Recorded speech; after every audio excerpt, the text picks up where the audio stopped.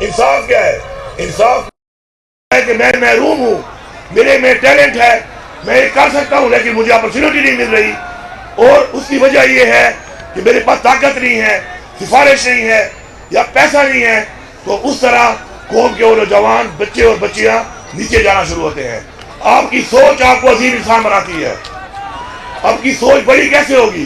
آپ کی سوچ بڑی تب ہوگی جب آپ گھبرائیں گے نہیں، جب آپ پہ مقابلہ کرنے کی جرات ہوگی۔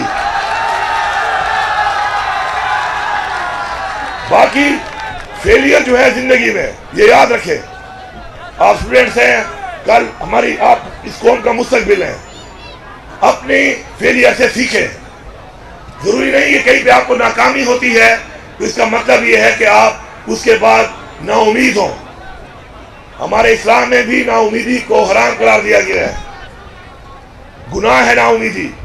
آپ نے نا امید نہیں ہونا، آپ نے آگے بڑھنا ہے۔ ہمارا ایمان ہے کہ جو بھی ہوتا ہے، اگر ہمارا ایمان کے مطابق ہم اسی راستے پہ چلتے رہیں، محنت کرتے رہیں، تو اللہ تعالیٰ کے ہر کام میں بہتری ہے، آگے جا کے اسی چیز میں اللہ تعالیٰ ہمیں آگے لے کے جاتا ہے۔ لیکن آپ نے اپنے ایمان کو مضبوط رکھنا ہے اور آپ نے آگے بڑھتے رہنا ہے، رکنا نہیں ہے۔ ایک ناکامی کا مطلب یہ نہیں ہے کہ آپ رک جائیں، اس کا مطلب یہ ہے کہ اللہ تعالیٰ آپ سے اس سے بڑا کام کرنا چاہتا ہے، آپ نے اور محنت کرنی ہے۔ اور ایک کامیابی کا مطلب بھی یہ نہیں ہے کہ آپ ریلیکس ہو جائیں، اس کا مطلب ہے کہ آپ نے اس سے بھی کامیاب انسان بننا ہے اور زیادہ محنت کرنی ہے۔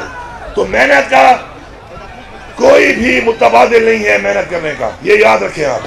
دوسری بات، اپنے والدین کی بہت عزت کریں۔ اپنے والدین کی عزت اس لیے کریں کیونکہ جب آپ والدین بنیں گے تو آپ کو احساس ہوگا کہ آپ کی پرورش کرنے میں، آپ کی ضروریات پورا کرنے میں وہ کتنی قربانی دے رہے ہیں۔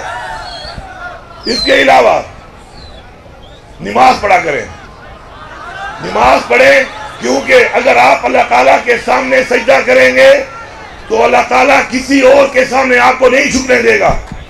نماز قائم کریں آپ۔ میں یہ سمجھتا ہوں کہ آج وہ وقت آ گیا ہے کہ اپنے اسٹوڈنٹس کو ہم پاکستان میں دوبارہ ایک لیڈ رول دیں، اور لیڈ رول دینے کی ضروری ہے کہ لیڈرشپ تب بنتی ہے کہ جب آپ کی یونینز بحال ہو جائیں۔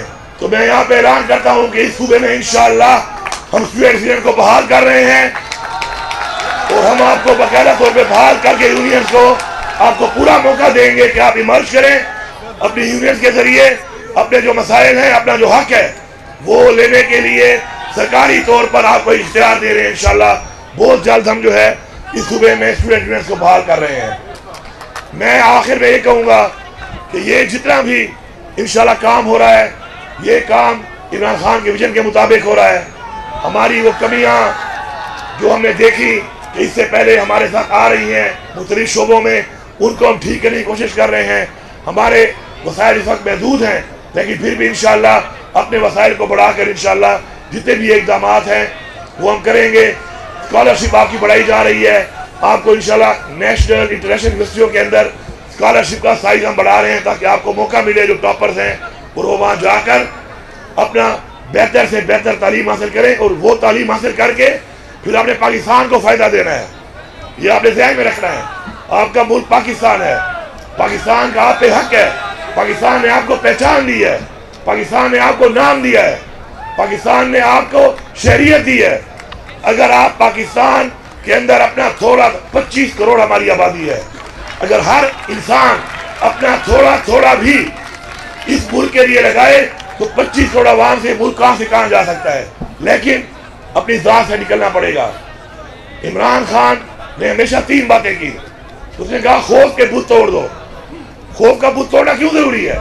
کیونکہ ایمان کی پہلی شرط یہی ہے کہ آپ کو صرف اللہ پہ یقین ہوگا، تو پھر خوف کسی کا نہیں ہے آپ کو۔ دوسرا اس نے کہا کہ میں کا بت توڑ دو۔ میں کیا ہے؟ یہ میں کا بت بہت خطرناک بت ہے، اپنی ذات کے اندر رہنا، اپنے لیے سوچنا۔ تو جب آپ میں کا بت نہیں توڑیں گے، اپنے اندر رہیں گے، تو آپ عظیم قوم نہیں بن سکتے۔ جب آپ ایسا قوم سوچیں گے، کسی اور کے لیے سوچیں گے، تب ہی آپ عظیم قوم بنیں گے۔ اور یہ بھی یاد رکھیں، اللہ تعالیٰ بھی آپ کو جو آنر کرے گا وہ ہمیشہ اس چیز پہ کرے گا کہ آپ نے اس کی مخلوق کے لیے کیا کیا۔ اپنے لیے کرنے پہ اس نے کوئی ریوارڈ نہیں کرنا آپ کو، اس نے آپ کو ریوارڈ کرنا ہے کہ آپ نے مخلوق کے لیے کیا کیا. تیسری بات خود مختاری. خود مختاری بہت ضروری ہے. جب تک ہم خود مختار نہیں ہوں گے، اپنے فیصلے خود نہیں کریں گے، ہمارے حالات ٹھیک نہیں ہو سکتے.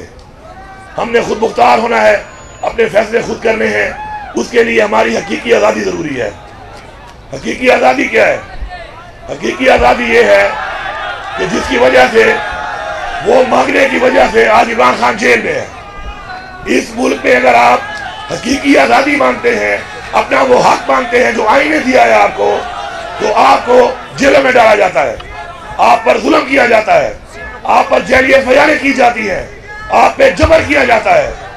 تو حقیقی آزادی کی ضرورت اس لیے ہے کہ ہم نے ایک ایسا نظام بنانا ہے کہ پاکستان کے آئین کی پاسداری ہو، پاکستان کے قانون کی بالادستی ہو، اور کوئی بھی طاقتور کسی بھی مقام پہ اگر بیٹھا ہو تو وہ پاکستان کے آئین کو، پاکستان کے قانون کو نہ توڑ سکے اور کسی کے ساتھ بھی زیادتی نہ کر سکے.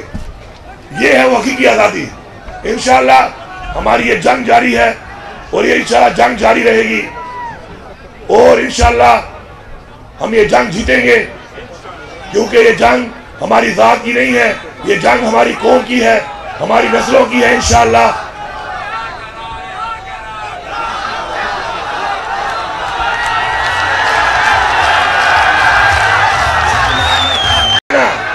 کہ ہر چیز کا ایک وقت مقرر ہوتا ہے، اور انشاءاللہ وقت قریب ہے. انشاءاللہ فیصلہ کن جنگ کا وقت قریب ہے. لیکن یاد رکھنا، آپ اسٹوڈنٹس ہو، آپ نے تعلیم حاصل کرنی ہے، آپ نے اس ملک کا مستقبل بننا ہے. جو ہمارا کام ہے وہ ہم کریں گے. لیکن میں آپ کو یہ بتاتا ہوں اور یہ آپ کے ذریعے پیغام دے رہا ہوں تمام لوگوں کو کہ اس دفعہ انشاءاللہ جو فیصلہ کن جنگ کے لیے ہم نکلیں گے تو اپنے گھروں میں ہم بتا کے نکلیں گے کہ اگر ہم واپس نہ آئیں تو بس ٹھیک ہے، پھر ہمارے جنازے پڑھ لینا. کیونکہ اب ہمیں سمجھ آ چکی ہے کہ شرافت سے، عزت سے، قانون کے مطابق اس ملک پہ حق نہیں ملتا. تو ہماری پوری کوشش ہے کہ ہم پرامن رہیں، قانون کے اندر رہیں. لیکن ہمیں مجبور کیا جا رہا ہے. انشاءاللہ امید ہے اتنا مجبور نہیں کیا جائے گا، اس سے پہلے ہی مسئلہ حل ہو جائے گا. لیکن اگر نہ ہوا تو پھر یہ جو ہمارے اندر یہ خون ہے، اس کا جو کلر ہے وہ لال ہے، ریڈ. سرخ کس چیز کا نشان ہے؟ انقلاب کا. تو جب خون کا رنگ ریڈ ہے تو مطلب ہے کہ انقلاب لائے بغیر مسائل حل نہیں ہوتے. آپ سب کا بہت شکریہ.